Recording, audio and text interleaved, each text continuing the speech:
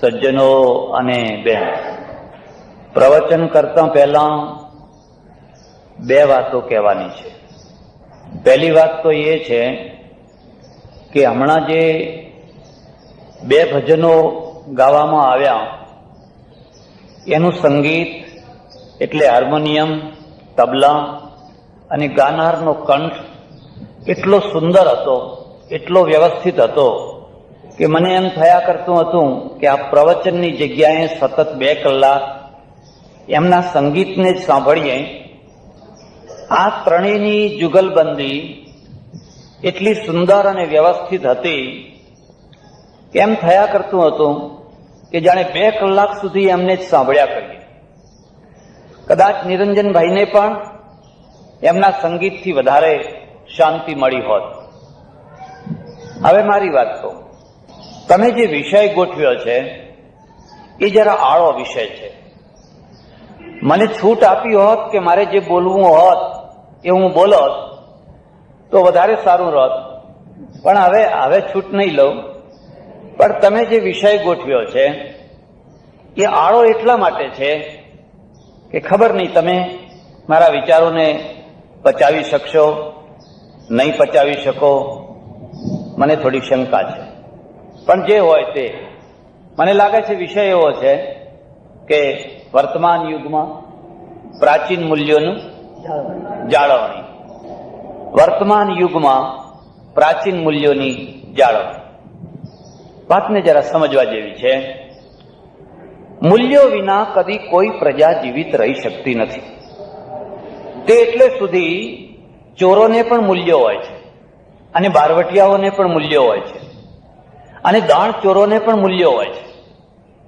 તમને કદાચ નવાઈ લાગશે, અત્યારે સૌથી વધારેમાં વધારે પ્રામાણિકતા કોઈ જગ્યાએ હોય તો દાણ ચોરો પાસે છે. એ લાખો રૂપિયાની હેરાફેરી કરે છે. કોઈ લખાણ નહીં, કોઈ બિલ નહીં, કોઈ આધાર નહીં, કોઈ કોર્ટમાં કચેરીમાં જવાનો કોઈ આધાર નહીં, અને છતાં લાખો કરોડોની હેરાફેરી કરે છે. એટલે એમની પાસે પણ મૂલ્યો છે.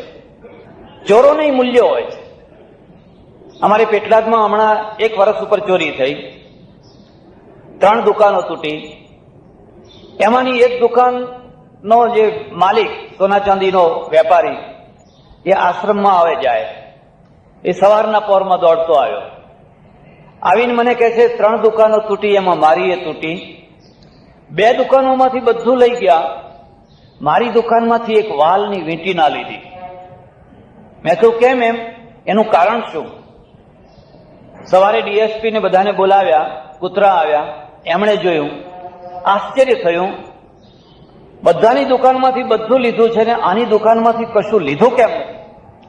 લીધું નથી એટલું જ નહીં, પણ એને પેલા ડ્રોવરમાં રાખેલો જે દીવા અને દીવાસળી, એનાથી એક દીવો પ્રગટાયો છે અને દીવો પ્રગટાવીને ચાલ્યો ગયો છે.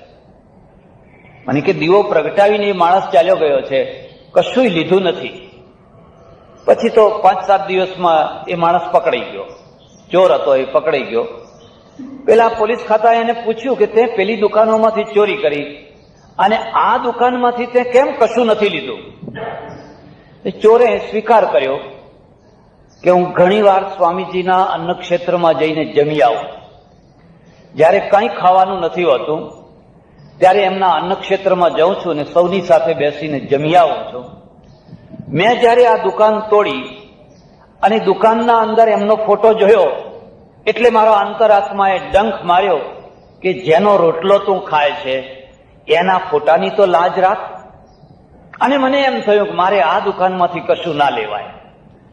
અને એટલા માટે મેં અંદરથી દીવો કાઢ્યો, દીવો કર્યો, નમસ્કાર કર્યા અને પછી ચાલતો થઈ ગયો.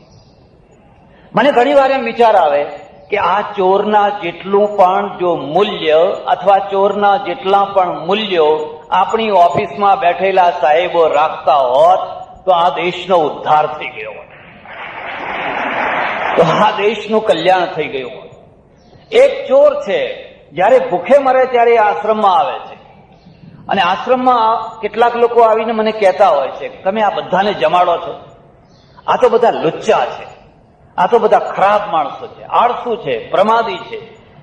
એમને હું ઘણી વાર કહું છું કે લુચ્ચા છે એ હું માનું છું, પણ મારા કરતા અને તમારા કરતા ઘણા ઓછા લુચ્ચા છે. કારણ કે એની લુચ્ચાઈ રોટલાની છે. એ 2 રોટલા ખાવા આવે છે. એને પાસે બેંક બેલેન્સ નથી, એને ઝોપડું નથી સુવાનું, એને રહેવાને મકાન નથી, એને કોઈ સ્વજન નથી. એ કોઈ પ્લેટફોર્મ ઉપર પડ્યો રહે છે ને આવી નહીં ખાઈ જાય છે. એની લુચ્ચાઈ 2 રોટલાની છે. તમારી કેટલી લુચ્ચાઈ છે એ તો ઇન્કમ ટેક્સ વાળા જાણે છે.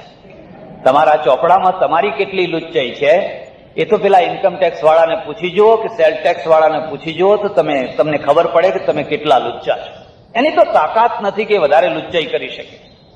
ચોરની પાસે પણ મૂલ્ય છે, ચોરની પાસે પણ. અને કાઠિયાવાડના બારવટિયાઓની તો બહુ પ્રસિદ્ધ ગાથાઓ છે કે જ્યારે બારવટિયાઓ લૂંટવા માટે જાય, કોઈની જાન હોય તો જાનના માણસો પોતાના દાગીના વરરાજાને પહેરાવી દે. અને પેલો બારવટીયો કહે વરરાજાને કે તું એક તરફ ઉભો થઈ જા, તને હું હાથ નહીં અડાડું, કારણ કે તું રાજા છે, એક દિવસનો તું વર રાજા છે, હું તને હાથ નહીં અડાડું. એટલે જાનડીઓ છે ને એ પોતાના દાગીનાનું રક્ષણ કરવા એને દાગીના સોંપી દેતી. બારવટિયાઓનું પણ મૂલ્ય હતું. મૂલ્ય વિના કોઈ સમાજ ટકતો નથી હોતો. મૂલ્યનો ટૂંકો અર્થ આવો કરી શકાય, જેને પાળવાથી, જેને આચરવાથી માણસ, સમાજ, પ્રજા મૂલ્યવાન બને એનું નામ મૂલ્ય. જેને ન પાળવાથી વ્યક્તિ, સમાજ અને પૂરી પ્રજા મૂલ્ય વિનાની થઈ જાય એનું નામ છે મૂલ્યોનો ભંગ. અમૂલ્ય એનું નામ છે મૂલ્યોનો ભંગ. પણ આ મૂલ્યો એટલે શું અને મૂલ્યો આવે છે ક્યાંથી? થોડો લાંબો પ્રાણાયામ કરવો પડશે. ધર્મ સનાતન છે. ધર્મ ઉત્પન્ન નથી થતો, ધર્મ નષ્ટ નથી થતો, કારણ કે ધર્મ સનાતન છે. સંપ્રદાય ઉત્પન્ન થાય છે, પંથ ઉત્પન્ન થાય છે, વધે છે, ઘટે છે અને સમાપ્ત થાય છે, પણ ધર્મ ઉત્પન્ન નથી થતો. એટલા માટે આપણે ધર્મને સનાતન માનીએ છીએ. પણ ધર્મમાંથી 3 ચીજો ઉત્પન્ન થાય છે. એક તરફ એક સંપ્રદાય ઉત્પન્ન થાય છે. ધર્મ સનાતન છે, પણ જ્યારે તમે એને જૈન ધર્મ નામ આપો ત્યારે એ સંપ્રદાય છે, બૌદ્ધ ધર્મ નામ આપો ત્યારે એ સંપ્રદાય છે, હિન્દુ ધર્મ નામ આપો ત્યારે એ સંપ્રદાય છે, પછી હિન્દુ ધર્મમાં શૈવ આપો ત્યારે એ પેટા સંપ્રદાય છે, વૈષ્ણવ આપો ત્યારે એ પેટા સંપ્રદાય છે. એમ જૈન ધર્મની અંદર તમે શ્વેતાંબર મૂર્તિ પૂજક કહો તો પેટા સંપ્રદાય છે, સ્થાનકવાસી કહો તો પેટા સંપ્રદાય છે. કોઈ એક સમય ઉપર, કોઈ કારણસર, કોઈ મહાપુરુષોના દ્વારા એ પ્રચલિત થતો હોય છે અને આગળ જતા કાં તો ખીલતો હોય છે, કાં તો સંકુચિત થતો હોય છે, કાં તો સમાપ્ત થતો હોય છે. સંપ્રદાયો સનાતન નથી હોતા. સનાતન તો ધર્મ હોય છે. તો ધર્મમાંથી એક સંપ્રદાય નીકળતો હોય છે, પછી ધર્મમાંથી સંસ્કૃતિ નીકળતી હોય છે. ધર્મમાંથી જ્યારે સંસ્કૃતિ નીકળે છે ત્યારે પ્રકૃતિ અને ધર્મ બેય મળીને સંસ્કૃતિ ઉત્પન્ન કરે છે. સંસ્કૃતિના નિર્માણમાં પ્રકૃતિ બહુ મહત્વનો ભાગ ભજવતી હોય છે. તમારે ત્યાં સ્નાન ઉપર આટલો બધો ભાર કેમ મૂકવામાં આવ્યો? કારણ કે તમારી સંસ્કૃતિનું નિર્માણ નદીઓના કિનારે થયું. ગંગાના કિનારે, જમુનાના કિનારે, નર્મદાના કિનારે, સરસ્વતીના કિનારે, નદીના કિનારે તમારી સંસ્કૃતિનું નિર્માણ થયું. એટલે જે સંસ્કૃતિના નિર્માતા હતા એમના આગળ જળ, જળ ને જળ હતું. એટલે કહ્યું સવારે સ્નાન કરો, બપોરે સ્નાન કરો, સાંજે સ્નાન કરો. મુસ્લિમો અઠવાડિયે 1 વાર સ્નાન કેમ કરે છે? કારણ કે એની સંસ્કૃતિનું જ્યાં નિર્માણ થયું ત્યાં નદીઓ નથી, ત્યાં જળ નતું, રણ હતું, જળની કિલ્લત હતી, જળનો ત્રાસ હતો, જળ લાવવું ક્યાંથી? એટલે જળને બચાવવું એ ધર્મ હતો. અને એટલા માટે ઓછામાં ઓછું જળ વાપરીને માણસ કેવી રીતે શુદ્ધ થાય એ એમની સંસ્કૃતિ થઈ. પાણી ઊંચું લેવાનું કારણ એ છે પાણી નકામું ના જાય, એના એ પાણીથી તમે વધારે ઉપયોગ કરી શકો. તો પ્રકૃતિ છે એ સંસ્કૃતિનું નિર્માણ કરતી હોય છે. હિન્દુ સંસ્કૃતિ જળ પ્રધાન છે. તમે સંધ્યા કરવા બેસો તોય પ્રાણાય સ્વાહા, તમે કેશવાય નમઃ સ્વાહા, માધવાય નમઃ સ્વાહા, ગોવિંદાય નમઃ સ્વાહા, પંચપાત્ર તો જોઈએ જ, કરભાણું તો જોઈએ જ, વારંવાર જળ મૂકવું જ પડે, સંકલ્પ કરવો જ પડે. એટલે ધર્મમાંથી 3 ચીજો નીકળે, એક સંપ્રદાય, એક સંસ્કૃતિ, 2 અને ત્રીજી વસ્તુ જે નીકળે ને એ છે પ્રેરણા. એ છે પ્રેરણા. અને પ્રેરણાનું તત્વ છે એ સનાતન છે. તમને સાચું બોલવાની પ્રેરણા કોણે આપી? તમને દયાની પ્રેરણા કોણે આપી? તમારા ઉપરનું હિન્દુ, જૈન, મુસ્લિમનું રૂપ દૂર કરો તો અંદર સત્ય બેઠેલું જ છે, તો અંદર દયા બેઠેલી જ છે, અંદર સજ્જનતા, ઉદારતા એ બેઠેલી છે. અને એ બેઠેલી કોની મૂકેલી છે? એ ધર્મની મૂકેલી છે. એ સતત તમને પ્રેરણા આપે છે, દયા કરો, ઉદારતા કરો, ભલા થાઓ, સારા બનો. તમે જૈન હો તોય સારા બનો, તમે હિન્દુ હો તોય સારા બનો, તમે મુસલમાનો હો તોય સારા બનો. કોઈ ધર્મ, કોઈ સંપ્રદાય એવો નથી જે લોકોને એવી પ્રેરણા આપતો હોય કે ભૂંડા બનો, ખરાબ બનો, એવું કોઈ નથી કે. આ 3 તત્વો છે. હવે આ જે સંસ્કૃતિ છે ને, એ સંસ્કૃતિ ઘડાતી હોય છે મૂલ્યોના દ્વારા. સંસ્કૃતિમાંથી મૂલ્યો થતા હોય છે, મૂલ્યોમાંથી સંસ્કૃતિ થતી હોય છે. આ બંને પરસ્પરમાં એકબીજાના પોષક છે. ભારતમાં એટલી બધી વ્યાપક સંસ્કૃતિ છે, એટલી બધી બહુરૂપી સંસ્કૃતિ છે કે તમે કલ્પના ના કરી શકો. ભારતમાં જેટલી જાતિઓ છે એટલી સંસ્કૃતિઓ છે, જેટલા વર્ણો નહીં પણ જેટલી જાતિઓ છે એટલી સંસ્કૃતિ છે, અને જેટલી જાતિઓ છે એટલા મૂલ્યો છે. તમે જોશો તો એક જાડેજા રાજપૂત છે, એની પોતાના એક મૂલ્યો છે, એની પોતાની એક સંસ્કૃતિ છે.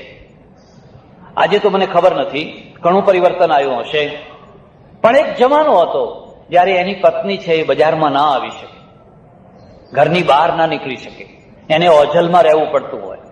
મેં એ બધા ઘર જોયા છે. મારા અનુભવો પુસ્તક તમે જોજો.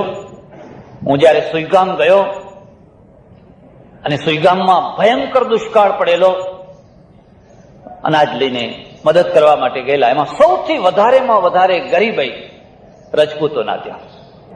આજે હરિજનો તો ઘણા આગળ નીકળી ગયા, બીજી પ્રજા તો ઘણી આગળ નીકળી ગઈ, ભણવામાં, કમાવામાં, બધી રીતે. બીજાના ઘરમાં તો અનાજ ના હોય, પણ એમના ઘરમાં તો પાણી ના હોય. કારણ કે પાણી ભરવા જાય કોણ? જે બહેન છે એ તો ઘર બહાર નીકળી નથી શકતી, પુરુષ કઈ બહાર ગયો છે, મહેમાન આવે છે, એટલે પેલી બાઈ એક છોકરાના દ્વારા ઘડો બહાર મુકાવી દે છે. મહેમાન સમજી જાય છે, એ ઘડો લઈને પોતે કુવા ઉપર, 1 માઇલ દૂર કુવો છે, ત્યાં કુવા ઉપર જાય છે, પાણી લાવે છે, ત્યારે લોકો પાણી પીવે છે.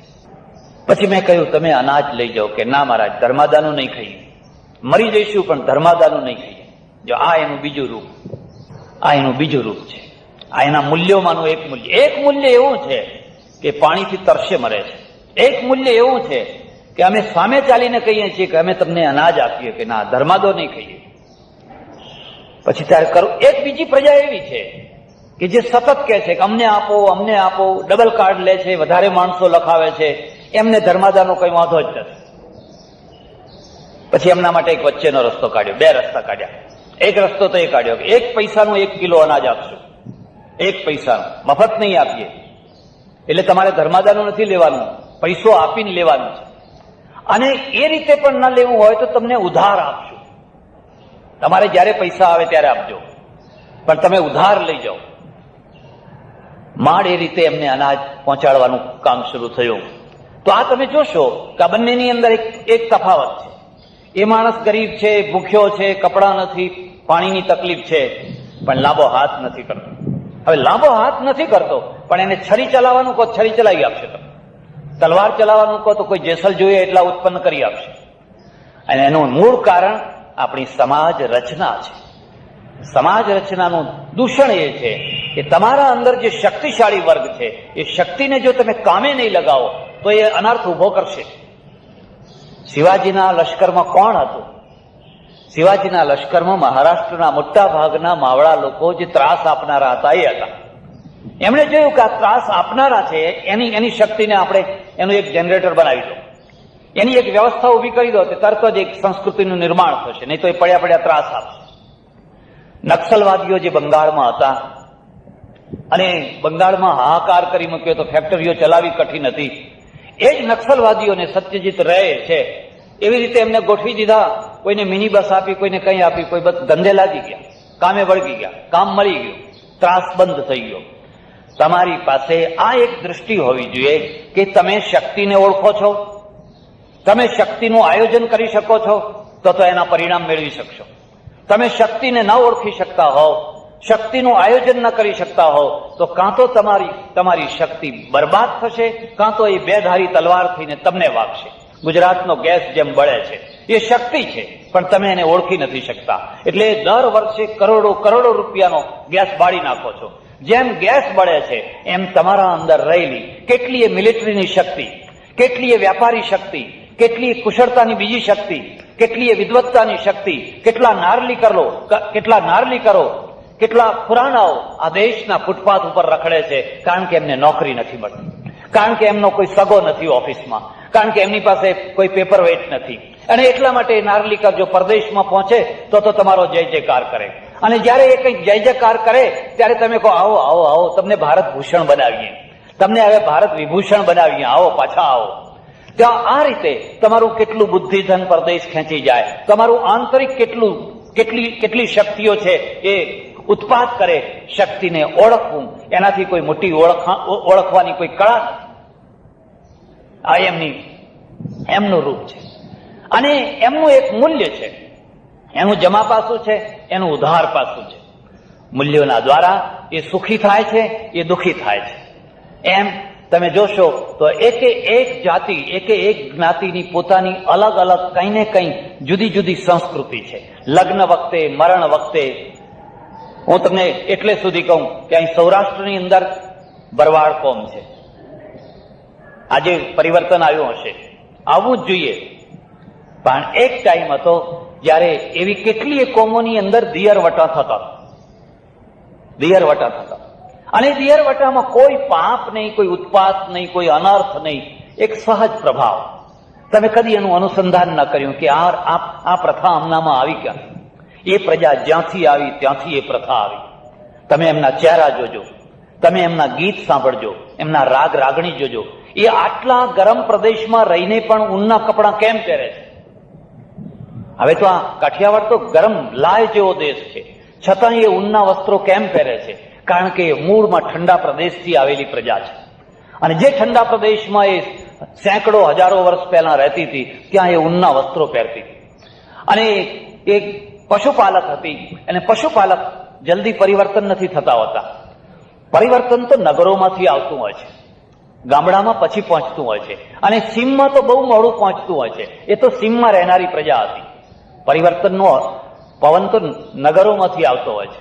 હમણાં 2-3 વાર આપણા રાજ્યપાલ મળ્યા, મધ્યપ્રદેશના છે.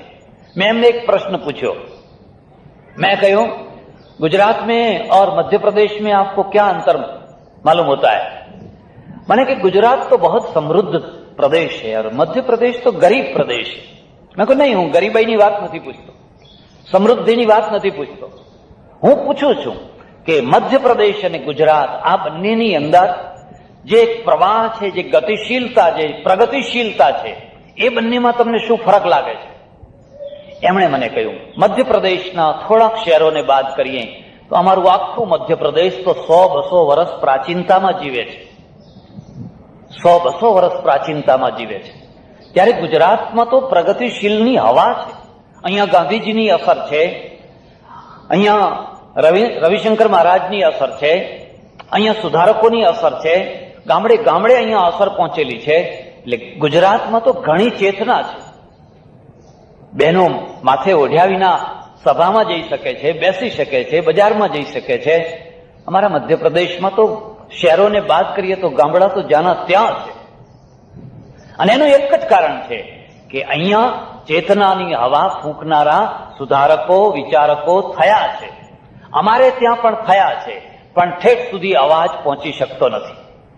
મેં કહ્યું નહીં, મારે તમારી વાતમાં થોડો ઉમેરો કરવો છે. અમારી જે હવા પ્રસરી છે ને, એનું મૂળ સ્ત્રોત અંગ્રેજો છે.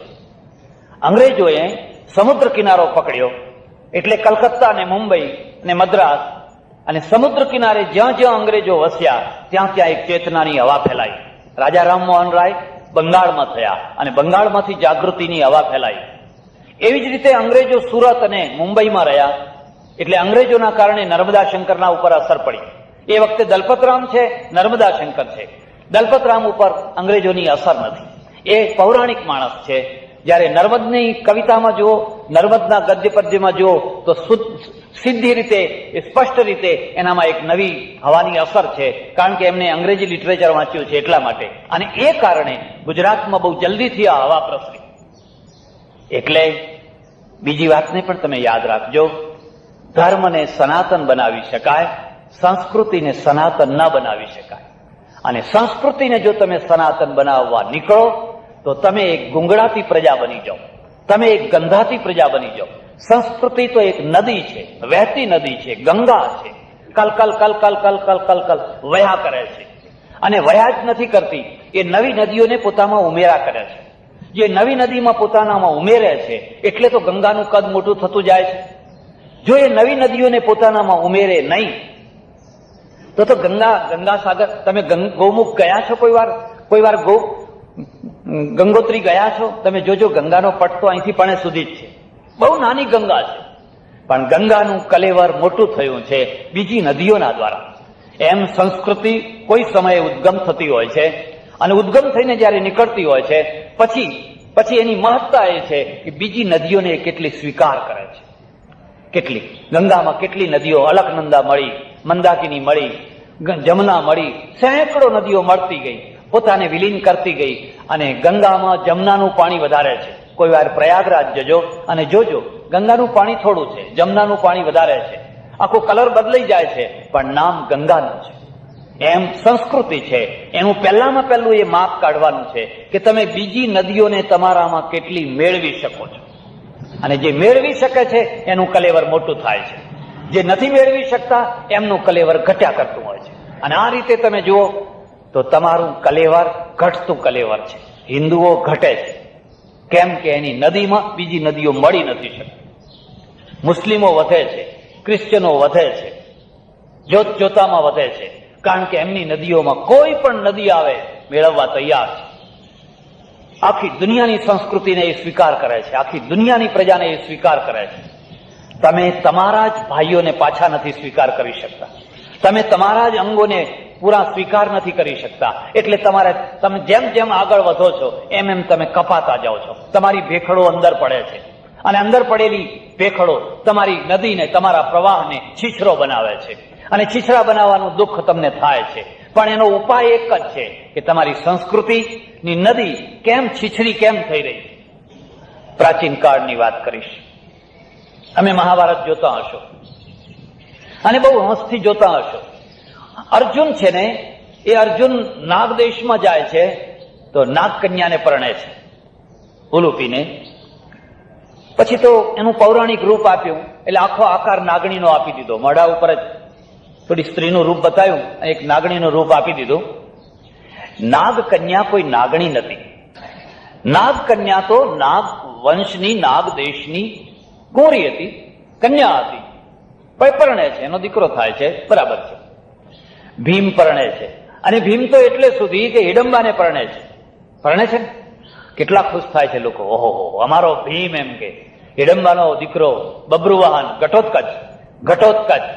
પણ તમારો ભીમ કોઈ હિડંબા લઈ આવે તો? તમારો જ ભીમ કોઈ હિડંબા લઈ આવે તો ઘરમાં પેસવા દો ખરા? નહીં. કારણ કે એક ટાઈમ હતો જ્યારે કોઈ પણ ભીમ કોઈ પણ હિડંબાને લઈ આવી શકતો, નાગકન્યાને લઈ આવી શકતો, બધી કન્યાઓને લઈ આવી શકતો, અને તમારા મૂલ્યોને કોઈ આંચ ના આવતી, તમારા મૂલ્યોને કોઈ ઘસારો ના પહોંચતો, સંસ્કૃતિ કોઈ ભ્રષ્ટ ના થઈ જતી, ઉલટાની સંસ્કૃતિ મજબૂત થતી. એ તમારો સુવર્ણ યુગ હતો, એ તમારો સુવર્ણ કાળ હતો. પણ પછી ક્રમે ક્રમે ક્રમે ક્રમે તમે તમારી જાતને સંકુચિત કરી, નાની કરતા ગયા, અને નાની કરતા કરતા કરતા તમારા મૂલ્યોને એટલા સંકુચિત બનાવી દીધા કે હવે હિડંબાની વાત તો બહુ દૂરની રહી, પણ તમારા ગોળની કન્યા ના લાવી શકો. બીજા ગોળની એ બહુ દૂરની રહી, પણ તમારા ગોળની હોય તો એ ગોળની કન્યામાં પણ અમુક જ ઘર હોવા જોઈએ, પેલા ઘર નહીં. અમારો ગોળ તો ખરો પણ ઘર તો અમુક જ હોવા જોઈએ. ત્યારે આનું નામ મૂલ્ય નથી. અને એ અર્થમાં હું મૂલ્યોના બે રૂપ બતાવું છું. એક નક્કર મૂલ્ય, એક દોદરા મૂલ્ય. જેને તિરાડ પડી હોય, જેમાંથી રણકો ના નીકળતો હોય, જેમાંથી દોદરો અવાજ નીકળતો હોય. હવે દોદરા મૂલ્યોને તમે જો મૂલ્યો કહેવા જશો તો એ તો તમારા માટે બેડીઓ બની જશે. એક નક્કર મૂલ્ય. નક્કર મૂલ્યનો અર્થ એ થાય છે કે જેમાંથી રણકો નીકળે, તમારા મૂલ્યમાંથી રણકો નીકળે. નક્કર મૂલ્ય અને દોદરા મૂલ્ય આ બેયનો ભેદ તમારે કરવો પડશે. દોદરા મૂલ્યો શું છે? હા, ભયના કારણે, લોભના કારણે, લાલચના કારણે, મોહના કારણે જે મૂલ્યોને માનવામાં આવે ને, અને જેમાં સત્યનો સાથ ન હોય, જેમાં સત્યનો સાથ ન હોય, જેમાં ન્યાયનો સાથ ન હોય, જેમાં કુદરતનો સાથ ન હોય, જેમાં માનવતાનો સાથ ન હોય, એવા બધા મૂલ્યોને હું દોદરા મૂલ્યો માનું છું. મારી એક વાતને તમે ખાસ ધ્યાનમાં રાખજો. જ્યારે પણ તમે મૂલ્યોનું નિર્ધારણ કરો તો તમારી પાસે બે તત્વો તો જરૂર રહેવા જોઈએ. પહેલા બે અને બીજા બે. પહેલા બે એ છે કે આ મૂલ્ય કુદરતી વ્યવસ્થાને અનુકૂળ છે, પહેલું.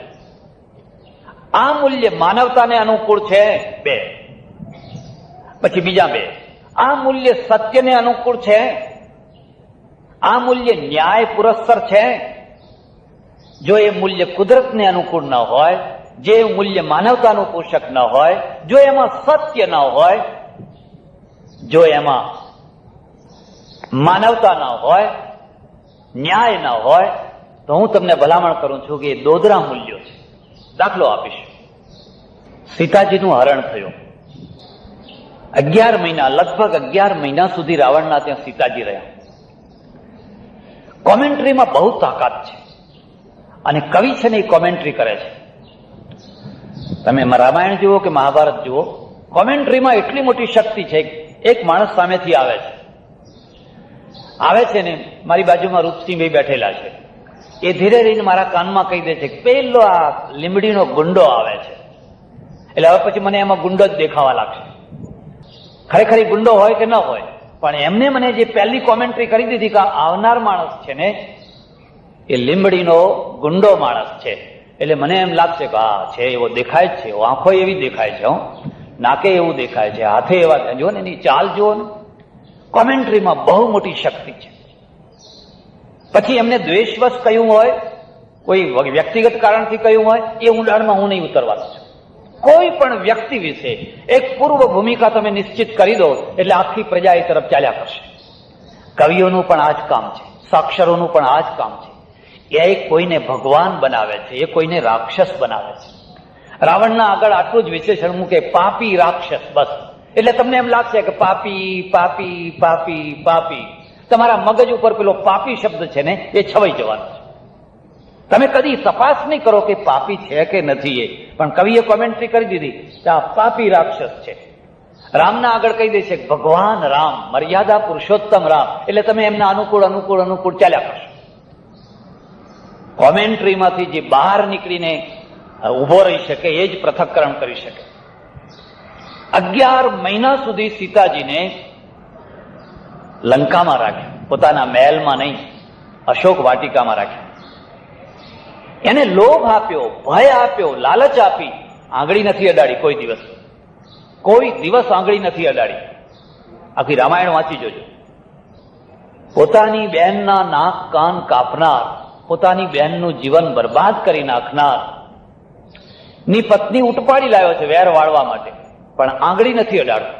કેમ આંગળી નથી અડાડતો? એનું કારણ શું છે? કારણ કે એનું કારણ, એના બે કારણો છે. એક કારણ તો લંકાની અંદર સત્ય બોલનારા છે. તમે રામાયણ જાણતા હો ને જાણતા જશો તો મને બતાવો કે રાવણના કાર્યનું અનુમોદન કોણે કર્યું? આખી લંકામાં કોણે અનુમોદન કર્યું કે રાવણ તે બહુ સારું કામ કર્યું? એવું અનુમોદન કોણે કર્યું? વિભીષણે કહ્યું, અરે આ કોણ? પરસ્ત્રીને ઉપાડી લેવાતી હશે, પાછી આપ્યા. માફી માંગ, પાછી આપ્યા. મંદોદરીએ વિરોધ કર્યો, મેઘનાદે વિરોધ કર્યો, કુંભકર્ણે વિરોધ કર્યો. રાવણના સસરાએ વિરોધ કર્યો, પ્રધાનમંત્રીએ વિરોધ કર્યો, કોઈ એવો માણસ તમને, મારીચે વિરોધ કર્યો, એના મામાએ વિરોધ કર્યો કે તે આ શું કર્યું? આનું નામ સત્યની પ્રતિષ્ઠા છે. જો લંકાની અંદર બધા રાક્ષસો રહેતા હોત તો બધા જ ખુશી થયા હોત કે બસ હવે તો સીતાજીને ચોથી જ નાખો. પણ કોઈ એમ નથી કહેતું કે તે સારું કામ કર્યું છે. તમે જ્યારે પણ પૃથક્કરણ કરવા બેસો ત્યારે તમે આ દ્રષ્ટિએ જોજો એને, અને આ દ્રષ્ટિએ તમે જોશો તો કવિની જે કોમેન્ટ્રી છે ને, કોમેન્ટ્રીની જકડ પકડમાંથી તમે મુક્ત થઈ શકશો. એટલે 11 મહિના સુધી સીતાજી રહ્યા, કોઈ દિવસ આંગળી નથી અડાડી. તમે તમારા દુશ્મનની પત્નીને એક દિવસ તો રાખી જુઓ, પછી તમારા રાવણની ખબર પડશે કે તમે કેવા રાવણ છો કેવા નથી. એક દિવસ તો રાખી જુઓ. અને રાવણની કેટલી તાકાત, કેટલું સામર્થ્ય, છતાંય એને આંગળી નથી અડાડી. એક વાત. બીજી વાત છે, રાવણ પોતે શિવનો ભક્ત છે, બ્રાહ્મણ છે, વેદવેત્તા છે, શાસ્ત્રવેત્તા છે. આ પગલું એણે જે ભર્યું એ તો રિએક્શન છે, એક્શન નથી, એ રિએક્શન છે. એ રિએક્શન છે. અને એ રિએક્શનથી કોઈ પણ મુક્ત ના રહી શકે. હું એ ના રહી શકું. જો મારી બહેનની કોઈએ છેડતી કરી હોય તો હું પણ એ રિએક્શનથી, જો મારા બવડામાં તાકાત હોય તો, એ તો રિએક્શન છે. પણ એ રિએક્શનમાં એ અંતિમવાદી નથી બન્યો, એ પરાકાષ્ઠાએ નથી ગયો. બરાબર, સીતાજી અહીં મરી ગયો ત્યાં સુધી એ નથી ગયો. તમારે તુલના જ કરવી હોય તો બીજી હું તમને ઘટના બતાવું. મહાભારત છે, અને મહાભારતમાં કર્ણ, દુર્યોધન છે, એ તો દ્રૌપદીનો દિયર થાય છે, સગો દિયર થાય છે. દ્રૌપદી રજસ્વલા છે. ભરી સભામાં એને ચોટલો પકડીને ખેંચવામાં આવી છે. 5 પાંડવો બેઠેલા છે, ભીષ્મ બેઠા છે, દ્રોણ બેઠા છે, કૃપાચાર્ય બેઠા છે, સભા ભરાયેલી છે. અને દુર્યોધન કહે છે દુશાસન એને વસ્ત્ર વિનાની કરી નાખો. આટલી હદે તો રાવણ નથી ગયો ને, આટલી હદે તો નથી ગયો ને. એમાં કૌરવોનો તો દોષ છે જ, પણ ભીષ્મ ઉભા થઈને એમ નથી કહી શકતા કે દુર્યોધન આ પાપ થઈ રહ્યું છે. ત્યારે ત્યાં પાપ થઈ રહ્યું છે એવું બોલનારા ઘણાય છે. મારી છે, વિભીષણ છે, કુંભકર્ણ છે, મેઘનાથ છે, બધા કહે છે આ ખોટું થઈ રહ્યું છે. ભીષ્મ નથી બોલતા, નીચું ઘાલે છે. એ તો વસ્ત્ર વિનાની ના થઈ શકી, એક અકસ્માત છે, આપણે એને ચમત્કાર ગણો. પણ જો સમય ઉપર કૃષ્ણે એને ચીર ના પૂર્યા હોત તો દ્રૌપદીનું થવાનું શું હતું?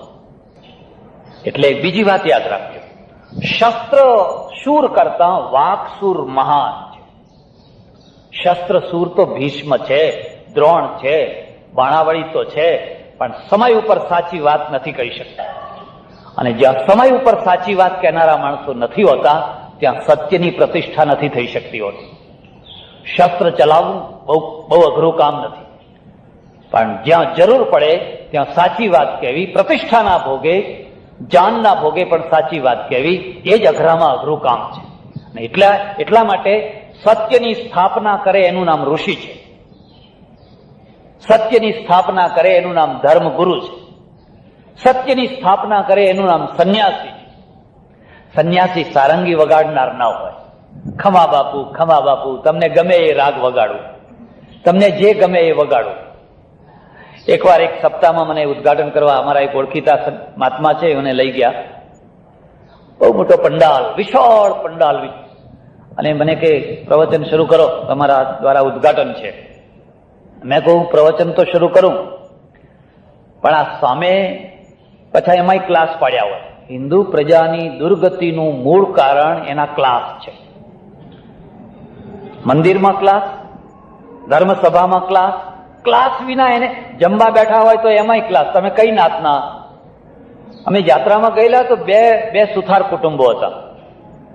હવે 2 સુથાર કુટુંબો, એક મેવાડા સુથાર ને એક ગુજ્જર સુથાર. એટલે એક લાઈનમાં ના બેસે. પેલા મેવાડા કે અમે એમની સાથે ના બેસીએ. મેં કહ્યું કેમ? એમ કે અમે મેવાડા, એમ કે તો ગુજ્જર.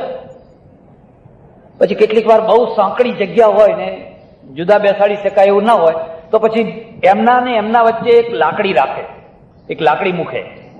આ શું કે આ જુદા પડ્યા, એમ. હવે લાકડી મૂકી એટલે એ જુદા ને અમે જુદા.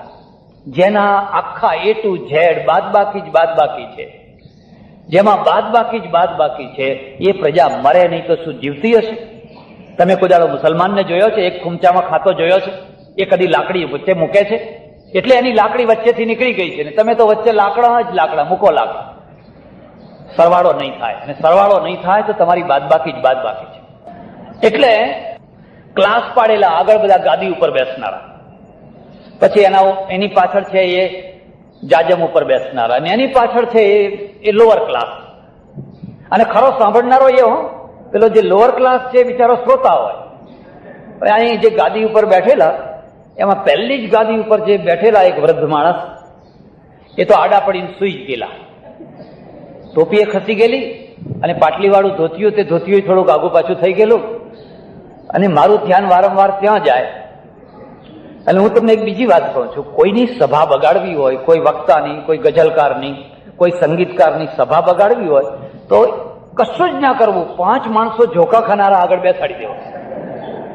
એમને એક જ કહેવાનું, તમારે વારંવાર ઝોકા ખાવાના. તમારે જોજો સભા બગડી જશે. એટલે વક્તા નથી બોલતો, શ્રોતાઓ એને બોલાવે છે. એટલે ગઝલવાળા છે ને ખાસ જાણી કરીને 2-4 વાહ કરનારા બેસાડે છે. વાહ વાહ, ક્યાં ખૂબ, ક્યાં ખૂબ, ક્યાં ખૂબ જાણી કરીને બેસાડે. હવે ઝોકા ખાનારા બેસાડ્યા હોય તો બિચારાની તો આવી જ બને એનું.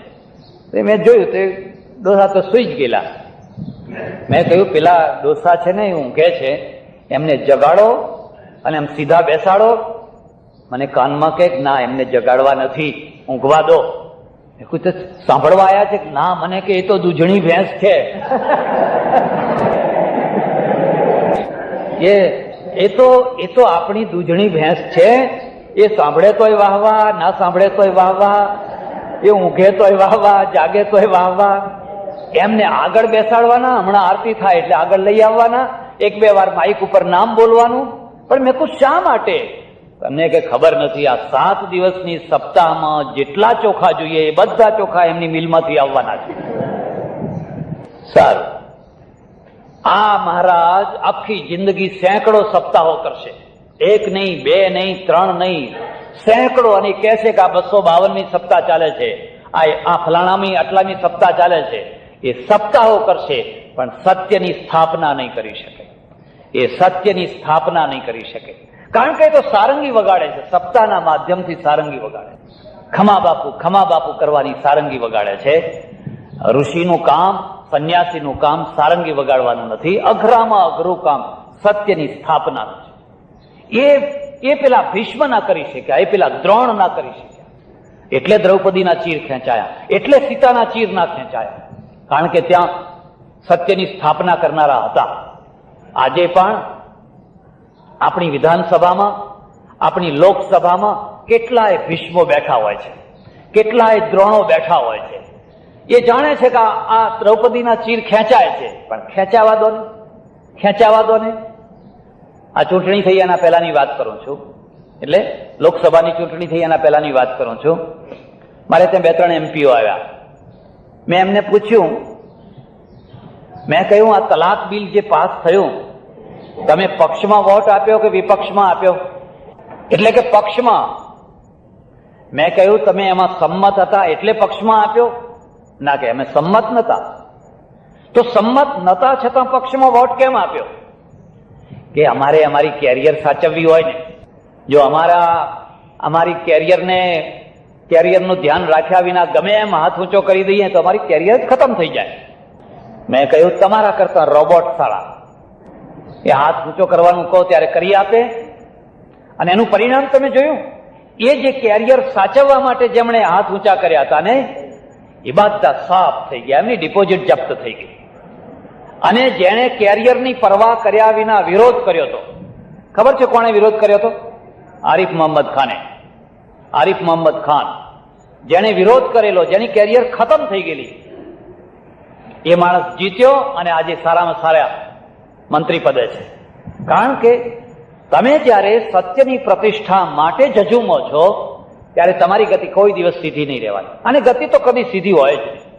તમે વીજળીનો એરો જોજો, જી બોર્ડનો એરો જોજો, આકાશમાં વાદળમાં જયારે વીજળી ચમકે ત્યારે જોજો, કદી એ સીધી થતી જ નથી હોતી. આમ થતી હોય છે. એમ જીવન શક્તિના દ્વારા તમે જોશો તો કોઈ વાર આમ જાય, વળી પાછું આવે, વળી આમ જાય, વળી પાછું આવે, વળી આમ જાય. પણ ખરી કેરિયર તો તમે જયારે પાછા આવતા હો છો ત્યારે બનતી હોય છે.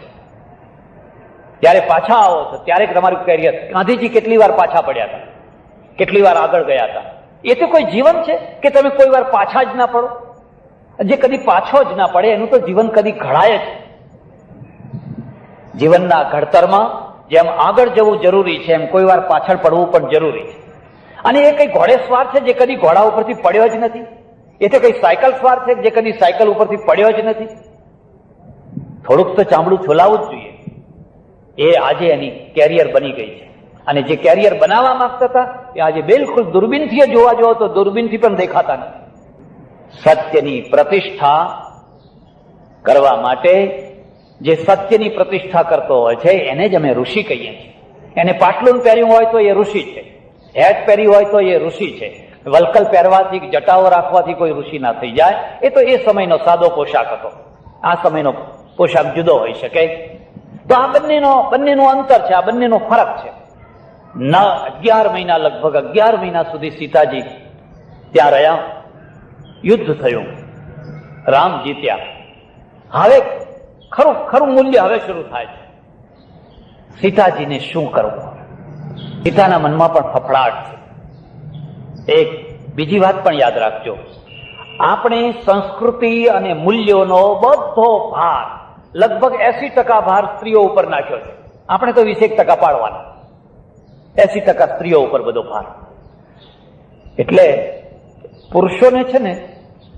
પુરુષોને હું સંડાસ જવાના લોટાની તુલના આપું છું. ખોટું ના લગાડશો. એકવાર ગયા હો બરાબર છે, પણ માટી લઈને ઘસો એટલે ચોખ્ખો ઉજળો. પછી પાણી પીવામાં કામ પાણીયારે મૂકી શકો. પછી તમે એને પાણીયારે મૂકી શકો, પાણી પીવાના કામમાં લઈ શકો. હા, માટીથી ઘસી નાખવો પડે. પણ સ્ત્રી છે ને એને ઘસીને એને ઉજ્જવળ કરે એવી હજુ સુધી ભારતમાં માટી નથી નીકળી. એકવાર એનાથી કોઈ ભૂલ થઈ ગઈ હોય, માટી લગાવીને શુદ્ધ કરી અને અપનાવી લે એવી સ્થિતિ હજુ તો ભારતમાં નથી થઈ, હજુ સુધી નથી થઈ.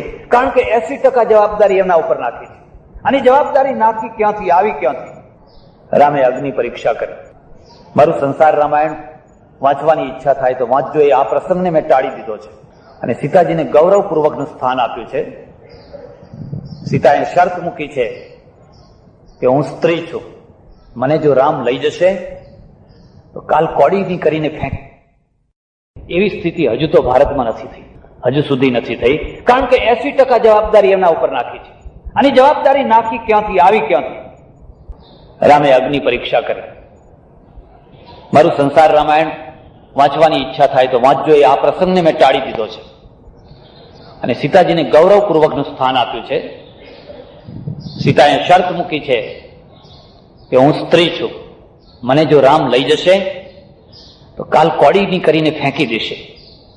કારણ કે સ્ત્રી એટલે તો માથા ઉપરનું ફૂલે ખરું ને પગની જુત્તી એ ખરી.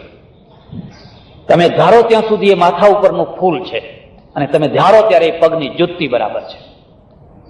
એનું એક કારણ છે, આર્થિક રીતે અસહાય, સામાજિક રીતે ટેકા વિનાની, રાજકીય રીતે ઓથ વિનાની અને શૈક્ષણિક રીતે બધી રીતે પછાત છે. બધી રીતે આજે તો ઘણું પરિવર્તન આવ્યું છે, આજે તો ઘણું બદલાઈ ગયું છે. અને હું જોઉં છું કે પહેલાના તુલનામાં આજે ઘણું સારું છે. મેં એમાં શરત મૂકી છે કે રામ સ્વયં મને તેડવા આવે અને મને સન્માનપૂર્વક લઈ જાય તો હું આવીશ. એ તો 11 વર્ષ મેં ઝૂરીને રામ રામ રામ રામ કરતા 11 મહિના તો મેં પાર કર્યા છે. હું બાકીની જિંદગી બીજી રીતે પાર કરી દઈશ. દુનિયામાં સૌથી મોટામાં મોટું કોઈ દુઃખ હોય ને તો એ કલંકનું દુઃખ છે. એટલું ભૂખનું દુઃખ નથી, એટલું કોઈ બીમારીનું દુઃખ નથી, જેટલું એક સંભાવિત વ્યક્તિને કલંકનું દુઃખ હોય. અને કલંકનું દુઃખ ત્યારે વધી જાય જ્યારે એક નિર્દોષના ઉપર કલંક લાગે. અને નિર્દોષના ઉપરનું કલંકનું દુઃખ ત્યારે વધી જાય જ્યારે એનો સ્વજન જ એને કલંક લગાડે. દુશ્મનો લગાડે તો હજુ સમજી શકાય કે સ્વજનની હૂંફમાં રહીને પણ એ જીવી શકે, પણ સ્વજન પોતે જ એને જ્યારે કલંક લગાડે ત્યારે તો એ દુઃખની કોઈ સીમા ના રહી શકે, એનો કોઈ સીમાડો ના રહી શકે. પણ તમે સૌ જાણતા હશો, અગ્નિ પરીક્ષા થઈ, સીતાજી શુદ્ધ થયા, શુદ્ધ લાગ્યા, બરાબર વાત પૂરી થઈ ગઈ. પછી ગયા. આ સ્ત્રીએ કદી સુખ નથી ભોગવ્યું, તમે આખું જીવન જોજો, થોડો જ ટાઈમ થયો અને આખી અયોધ્યાની અંદર એક જ ચર્ચા, નિંદા નિંદા નિંદા નિંદા નિંદા. એક બીજી વાત પણ કહું, કલંકનું કેન્દ્ર સ્ત્રી છે અને કલંક લગાડનારું કેન્દ્ર પણ સ્ત્રી છે. નિંદાનું કેન્દ્ર પણ સ્ત્રી છે. પુરુષો એટલી નિંદા નહીં કરે જેટલી સ્ત્રીઓ કરશે. અને એટલે આપણે ત્યાં એક કહેવત જ છે, ચાર મળે ચોટલા. ખોટું ના લગાડતા, પણ આ વાસ્તવિકતા છે. એના પણ કારણો છે. હવે આ નિંદાના સામે કરવું શું? એક તરફ રાજધર્મ, બીજી તરફ છે એ વ્યક્તિગત જીવન. આ બંનેમાં કરવું શું? અંતે રામને સીતાજીને વનવાસ આપવો પડ્યો. નદીના કિનારે લક્ષ્મણને કહ્યું, જા મૂકી આવ. બરાબર છે. અહીં સુધી હું મારો બહુ વિરોધ નથી. મારે પણ કોઈ વાર એવું કરવું પડે, આશ્રમમાંથી કોઈ માણસને વિદાય કરવો પડે, કદાચ એવું તમારે પણ કરવું પડે. પણ મારે સામે એક પ્રશ્ન છે કે સીતાજી માટે દૂર 200 માઇલ દૂર એકાદ મકાન બનાવી આપ્યું હોત તો, 2-5 નોકરો રાખી આપ્યા હોત તો. એ જાણે છે કે આ સગર્ભા છે, એ જાણે છે કે આ સ્ત્રીએ કદી સુખ નથી ભોગ્યું. હવે આ પરિસ્થિતિમાં એને એકદમ છોડી દેવી, એના બદલામાં એના માટે રાજા હતા, વ્યવસ્થા કરી શકે, હરિદ્વારમાં કરી શકે, કાશીમાં કરી શકે, કોઈ તીર્થક્ષેત્રમાં કરી શકે, કરી શકાય એવું હતું. એ તો સારું હતું કે વાલ્મીકીનો આશ્રમ મળી ગયો. મારા આશ્રમમાં દર મહિને એકાદ કોઈ આવી સ્ત્રી આવે છે, દર મહિને. અને એની બધાની કથાઓ સાંભળો તો એટલી બધી વિચિત્ર કથાઓ હોય. કેટલીક વાર અમારો આશ્રમ લપેટમાં આવી જાય એવી ઘટનાઓ હોય. પણ અમારા સામે 2 પ્રશ્ન, યા તો એને જાકારો આપો, યા તો હિંમત કરીને એને અપનાવો. હવે જાકારો આપો તો એ આપી શકાતો નથી કે હવે આ તો પછી જશે ક્યાં? બહાર તો ભૂંડણા તૈયાર છે, બહાર વરવો તૈયાર છે મુંબઈ મોકલવા માટે. એ તમારી દીકરી હોય કે તમારી બહેન હોય કે મારી દીકરી, એ કોઈ આવેશમાં, કોઈ ઉશ્કેરાટમાં નીકળી છે, એને પગ મૂકવાની કોઈ જગ્યા છે? તમારી પત્ની હોય કે કોઈ હોય, એને કોઈ આવેશ, કંઈક ક્રોધ આવી ગયો, કંઈક થઈ ગયું, મેણું લાગી ગયું અને એ ભાન ભૂલીને નીકળી પડી છે. હવે નીકળી પડ્યા પછી એને રાત કાઢવી ક્યાં? બહાર તો ગીધડા તૈયાર બેઠેલા છે, એસટી સ્ટેન્ડ ઉપર બેઠા છે, રેલવે સ્ટેશન ઉપર બેઠા છે, એમની નજર તો ફરિયાદ કરતી હોય છે. એક સ્ત્રીને એક વાર તમે